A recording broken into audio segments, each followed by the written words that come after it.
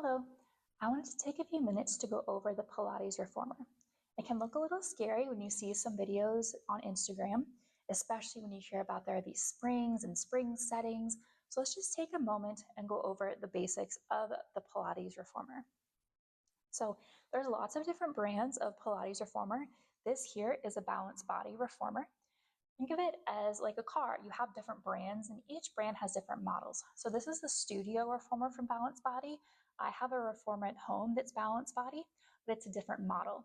This studio reformer, it holds a weight of 350 pounds, if that's something that you're curious about. And again, they're all a little bit different, but they're gonna all have the same bones. So what I'm sitting on is called the carriage. This part does move. How easily it moves depends on the springs we put on, which we'll talk about in a second. So we have our carriage. Behind our carriage, or at the end of our carriage rather, we have our shoulder blocks. So when you're laying down, your shoulder blocks sort of rest up against it. If you're looking at this and you're thinking, I am not going to get my 6'5" body in this little carriage, don't worry. Your instructor can adjust it. So if you're taller, they can pull it even further out than this.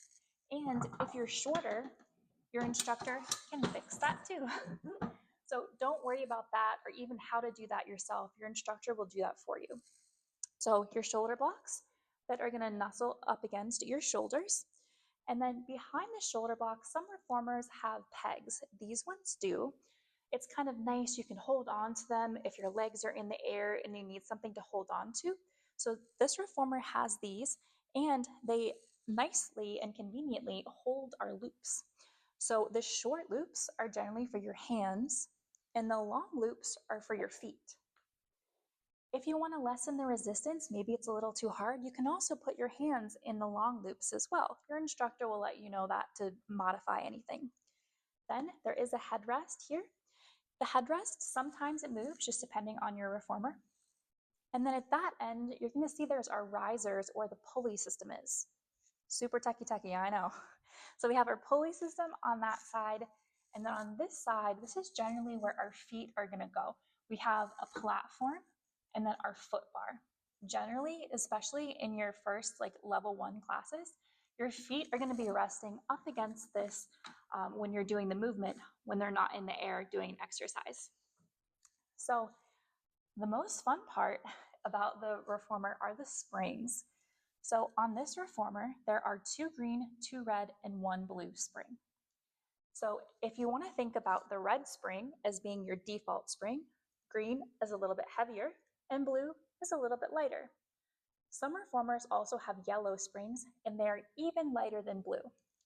This reformer here in this big classroom, it doesn't have a yellow spring. So some studios, if they have large classes, they might not have a yellow spring, but they have an extra green or an extra red, and red's the best spring.